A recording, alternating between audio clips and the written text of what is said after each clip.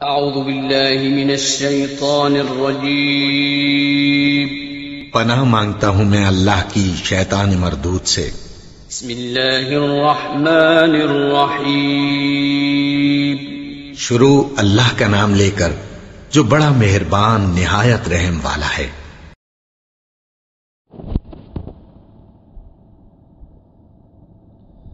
أعوذ بالله من الشيطان الرجيم بسم الله الرحمن الرحيم وإذا أخذنا ميثاقكم ورفعنا فوقكم الطور خذوا ما آتيناكم بقوة واذكروا ما فيه لعلكم تتقون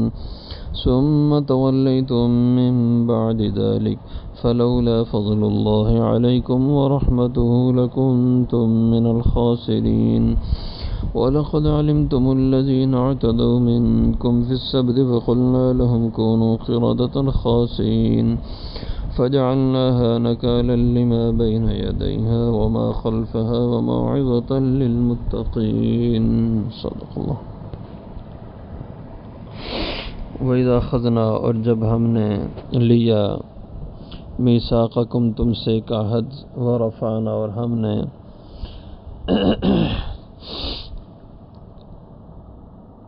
بلند کیا، فوقکم تمہارے اوپر، طور پہاڑ، خذو ہم نے کہا پکڑو، ما آتیناکم جو ہم نے تمہیں دی ہے کتاب، بقوت مضبوطی سے، واذکروا ما فیہ اور یاد رکھو جو کچھ اس میں ہے، لعلکم تتقون تاکہ تم بچ جاؤ، ثم تولیتم پھر گئے تم، من بعد ذالک اس کے بعد، فلولا فضل اللہ پس اگر نہ ہوتا فضل اللہ کا، علیکم تم پہ، ورحمت اور اس کی رحمت، لکنتم من الخاسرین البتہ ہوتے تم نقصان اٹھانے والوں میں سے، وَلَقَدْ عَلِمْتُمْ اور البتہ تحقیق تم جانتے ہو، الذین ان لوگوں کو، اعتدوا جنہوں نے حد سے تجاوز کی، منکم تم میں سے، فی السبت ہفتے کے دن میں، فقلنا لہم پھر ہم نے کہا انہیں، کونو ہو جاؤ، قردۃ بندر، خاسئین ذلیل، فجعلناها پھر ہم نے کر دیا انہیں، بنا دیا انہیں، نکالا عبرت کا سامان، لما بین یدیہا ان کے لیے جو اس سے پہلے تھے، وما خلفہا جو پیچھے آنے والے تھے، وموعظۃ للمتقین اور نصیحت ہے یہ پرہیزگار لوگوں کے لیے۔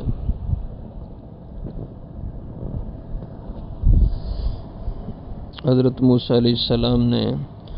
جب اپنی قوم کو اللہ کی طرف سے تورات لا کے دی تو انہوں نے اس کے کچھ مضامین پر عمل کیا، جو مشکل تھے ان کو چھوڑ دیا، اور بلکہ زیادتی یہ کی کہ جو احکام چھوڑتے تھے اس کی نسبت یہ کرتے کہ اللہ نے کہا کہ جو مشکل ہو اس پہ عمل نہ کرو تو کوئی حرج نہیں۔ اصل میں جو 70 سردار حضرت موسیٰ علیہ السلام ساتھ لے کے طور پہ گئے تھے، جب یہ لوگ واپس آئے اپنی قوم کے پاس تو انہوں نے کہا واقعی یہ کتاب سچی ہے، ہم نے خود اللہ کی کلام سنی ہے، لیکن اللہ تعالیٰ نے یہ بھی کہا ہے کہ جو آسان ہو وہ تم عمل کر لینا، اور جو مشکل ہو وہ عمل نہ بھی کرو تو کوئی حرج نہیں، میں اس کو معاف کر دوں گا۔ تو ان بدبختوں نے یہ بات اپنی طرف سے بنا کر اللہ پر بہتان لگا دیا، خدا پر جھوٹ بول دیا کہ اللہ نے کہا کہ مشکل احکام چھوڑ دینا، تو انہوں نے ایسے کیا، آسان حکم مان لیتے تھے اور مشکل کو چھوڑ دیتے، تو اللہ تعالیٰ نے ان کو پھر بطور سزا کے طور پہاڑ کو کھاڑ کر صاحبان کی طرح ان کے سروں پہ کھڑا کر دیا، اور اللہ نے فرمایا مانو تو رات کے حکموں کو، وعدہ کرو تو یہ طور ہٹا دیں گے، اگر نہیں اور نافرمانی کرو گے تو اس طور کو تم پہ گرا دیتے ہیں، اس کے نیچے کچل دیے جاؤ گے تم۔ تو انہوں نے کہا کہ ہم وعدہ کرتے ہیں ہم سارے احکام مانیں گے اور کوئی حکم نہ چھوڑیں گے، تو اللہ نے طور پہاڑ کو ان کے سروں سے ہٹا دیا، وَإِذَا أَخَذْنَا مِيثَاقَكُمْ اس کا بیان ہے کہ جب ہم نے لیا تم سے ایک عہد، وَرَفَعْنَا فَوْقَكُمُ الطُّورَ اور جب تم نے اس عہد کو پورا نہ کیا، احکام چھوڑے، تو ہم نے اٹھا لائے ہم فوقکم تمہارے سروں پہ الطور طور پہاڑ۔ یا اس میں ایک مفہوم یہ بھی ہو سکتا ہے کہ اگر طور پہاڑ کو اللہ اکھاڑ کر سروں پہ صاحبان کی طرح نہ لائے تو پھر اس کا مطلب یہ بھی ہو سکتا ہے کہ یہ طور پہاڑ کے ساتھ تھے، تو طور پہاڑ کو اللہ نے زلزلہ دیا اور جھنجھوڑا، اور ایسے لگ رہا تھا جیسے یہ ابھی جڑوں سے اکھڑ کر کے گر جائے گا۔ تو انہیں کہا گیا کہ تم باز آ جاؤ اس نافرمانی سے، نہیں تو یہ پہاڑ تم پہ ابھی ہم گرا دیں گے۔ تو انہوں نے کہا آئندہ ہم ایسے نہیں کریں گے، مان کے چلیں گے۔ خذوا ما آتیناکم، تو ہم نے انہیں کہا پکڑو جو کچھ ہم نے تمہیں دیا ہے، اس کتاب کو اور اس کے سارے احکام کو، بقوت مضبوطی سے، وَاذْكُرُوا مَا فِيهِ اور یاد رکھو جو کچھ اس کتاب میں احکامات کا بیان ہے، لَعَلَّكُمْ تَتَّقُونَ تاکہ تم بچ جاؤ، یعنی ان کتاب اداری کر کے احکام کو پورا کر کے تم دوزخ سے بچ جاؤ گے، اور اگر احکام توڑو گے پھر دوزخ میں جاؤ گے۔ تو انہوں نے توبہ کی، اللہ سے معافی مانگی کہ آئندہ ہم عمل کریں گے، تو اللہ تعالیٰ نے ان کو اس سے چھٹکارا دیا۔ لیکن یہ کچھ زیادہ ٹائم نہ گزرا کہ ثم تولیتم، اللہ تعالیٰ فرماتے ہیں تم پھر گیا اپنے اس وعدے سے، من بعد ذالک اس کے بعد۔ تو جیسے پہلے بارہ کہا جا چکا ہے، عجیب مزاج کی یہ قوم تھی، بار بار اللہ کے حکم توڑتے تھے، اللہ کی پھر بھی ان پہ رحمت ہوتی تھی۔ فلولا فضل اللہ، فرما پھر اگر نہ ہوتا فضل اللہ کا علیکم تم پہ، ورحمت اور اس کی رحمت، لکنتم من الخاسرین البتہ تم ہو جاتے نقصان اٹھانے والوں میں سے۔ یعنی اللہ تعالیٰ کی تم پہ رحمت تھی، اللہ تعالیٰ نے اپنے فضل سے تمہیں مختلف موقعوں پہ بچایا، اور تمہیں اللہ تعالیٰ نے بار بار سنبھلنے کا موقع عطا فرمایا۔ لیکن یہ لوگ پھر بھی باز نہیں آئے اور بار بار نافرمانیاں کرتے رہے۔ حضرت موسیٰ علیہ السلام کے بعد پیغمبر آتے رہے، یہاں تک حضرت داؤد علیہ السلام تشریف لائے۔ آپ کے زمانے میں آپ جس علاقے میں آباد تھے یہ دریائے قلزم کے کناروں پہ آباد تھے۔ ان کی بستیاں آج کے جغرافیے میں ان کو ایلات کہا جاتا ہے، ان میں یہ لوگ آباد تھے، ساحلی علاقے تھے، ان کا گزران کا ذریعہ مچھلیوں کا شکار تھا، اور ان کے لیے عبادت کا دن اللہ تعالیٰ نے ہفتے کا مقرر فرمایا ہوا تھا، اور ان کے لیے حکم یہ تھا کہ اس ہفتے کو عبادت کے دن میں کوئی اور کام کاج نہیں کرنا، کوئی دنیا کا مشغلہ نہیں رکھنا، صرف عبادت کرنا، اور کام حرام کر دیے گئے ان کے لیے۔ جیسے اس امت محمدیہ کو ہمیں اللہ تعالیٰ نے جمعہ کا دن عطا فرمایا، لیکن حضور کی برکت ہے اللہ نے ہمارے لیے جمعہ کا پورا دن مشاغل عبادت کے سوا حرام نہیں کیے، صرف کچھ وقت کے لیے ان مشاغل کو حرام کیا ہے، اور وہ وقت ہے پہلی اذان سے لے کر نماز کے ختم ہونے تک۔ یہ وقت گھنٹے کا ہو یا 1.5 گھنٹے کا ہو،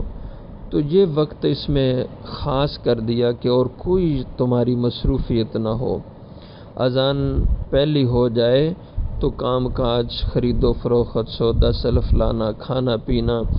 اور جمعے کے علاوہ کی جو بھی مشغولی ہے وہ سب حرام کر دی جاتی ہے جب تک نماز ختم نہ ہو۔ اور یہ قرآن کا حکم ہے، اذا نودی للصلاۃ من یوم الجمعۃ فاسعوا الی ذکر اللہ، اے ایمان والو جب جمعہ کی اذان ہو جائے، جمعہ کی منادی ہو جائے تو اللہ کے ذکر کی طرف دوڑ آؤ، اور وذر البیع، خرید و فروخت، اس سب کو چھوڑ دو، یعنی جو بھی جمعہ کے علاوہ کی مصروفیت ہے سب تم پہ اب حرام ہو گئی۔ اب جمعہ کے لیے تم آ جاؤ مسجد میں، اور جب نماز سے فارغ ہو جاؤ تو فانتشروا فی الارض، پھر زمین میں پھیل جاؤ، وابتغوا من فضل اللہ، اور پھر اللہ کا رزق تلاش کرو۔ لیکن ان کے لیے تھا کہ پورا دن ہفتے کا اس میں کام کاج حرام تھے۔ اللہ کی شان کے مچھلیاں ان کی ہفتے والے دن زیادہ آتی تھی، امتحان آ گیا۔ اللہ کی طرف سے بعد دفعہ امتحان آتا ہے تو بہت مشکل ہوتا ہے، انسان کو اس امتحان میں پورا اترنا مشکل ہو جاتا ہے۔ اس لیے اللہ سے عافیت مانگنی چاہیے کہ اللہ ہمیں کسی امتحان آزمائش میں نہ ڈالنا، آزمائشوں سے بچنے کی اللہ سے دعائیں کرتے رہنا چاہیے۔ آزمائش آئی، ہفتے کے دن میں مچھلیاں زیادہ آتی، باقی دنوں میں مچھلی کم آتی۔ انہوں نے ہیلا کرنا شروع کر دیا۔ ہیلا یوں کرتے کہ یہ ہفتے کی شام جیسے شروع ہوتی، ہفتے کا دن شروع ہو جاتا ہے، جو قمری کیلنڈر ہے اس کے مطابق غروب آفتاب کے بعد اگلا دن شروع ہو جاتا ہے اور اگلے غروب آفتاب پر وہ ختم ہو جاتا ہے۔ تو جیسے ہفتے کا دن شروع ہوتا، یہ لوگ ایسے کرتے کہ دریا سے انہوں نے نالے بنائے ہوئے تھے، ان نالوں کا منہ کھول دیتے تو پانی آگے انہوں نے حوض اور تالاب بنائے ہوئے تھے، پانی حوض اور تالاب میں جاتا، اور ظاہر ہے جب پانی جائے گا تو ساتھ مچھلیاں بھی چلی جاتی، اور اس طریقے سے یہ ہفتے والے دن پکڑتے نہیں تھے مچھلیاں، براہ راست ڈائریکٹ پکڑتے نہیں تھے، لیکن ایک ہیلا بنایا کہ نالیاں بنا کے اپنے حوض بنائے تھے، ہفتے والے دن اس نالی کا منہ کھول دیتے اور پانی حوضوں میں جاتا، ساتھ مچھلیاں بھی چلی جاتی، اور پھر اس کے بعد اس کا منہ بند کر دیتے تو اتوار سوموار کو اس میں تالاب میں سے مچھلیاں پکڑ لیتے تھے، اور کہتے تھے ہم ہفتے کے دن کو تو نہیں پکڑتے، ہفتے کے دن تو ہم شکار نہیں کرتے، شکار تو ہم نے اتوار سوموار کو کیا ہے، لیکن یہ حقیقت میں ہفتے کا دن ہی شکار ہوتا تھا۔ تو کچھ لوگوں نے انہیں منع کیا کہ یہ اللہ کے حکم کی نافرمانی ایسے نہ کرو، لیکن انہوں نے 2-4 دن منع کیا، یہ لوگ باز نہیں آئے، وہ خاموش ہو گئے۔ اور کچھ لوگ ایسے تھے جو برابر انہیں منع کرتے رہے، مسلسل ان پہ نکیر کرتے رہے کہ تم غلط کر رہے ہو، غلط کر رہے ہو، اور وہ انہیں روکتے رہے اللہ کی نافرمانی سے، لیکن یہ لوگ نہ رکے۔ وَلَقَدْ عَلِمْتُمْ، اور البتہ تحقیق تم جانتے ہو، الَّذِينَ اعْتَدَوْا، ان لوگوں کو جنہوں نے حد سے تجاوز کر دی تھی، اللہ کے حکم کے معاملے میں حد سے نکل گئے تھے، منکم، وہ تمہیں میں سے تھے، تمہارے رشتہ دار عزیز تھے، فی السبت، ہفتے کے دن میں۔ تو اللہ کی نافرمانی کا نتیجہ یہ نکلا، جب باز نہ آئے تو اللہ تعالیٰ نے ان کے جوانوں کو بندروں کی شکل دے دی، اور جو بوڑھے تھے ان کی شکلیں اللہ نے خنزیر کی بنا دی، شکلیں ان کی مسخ کر دی۔ یہاں صرف بندروں کا ذکر ہے، اور دوسرے مقام پہ غالباً 6 پارہ ہے، اس کے اندر خنزیر کا ذکر ہے کہ خنزیر کی شکل اللہ نے ان کو دے دی تھی۔ تو اس میں مفسرین فرماتے ہیں جوان بندروں کی شکل میں تبدیل ہو گئے، اور بوڑھے جو تھے وہ خنزیر کی شکل میں آ گئے۔ تو فرمایا کہ فَقُلْنَا لَهُمْ كُونُوا قِرَدَةً خَاسِئِينَ، ہم نے انہیں کہا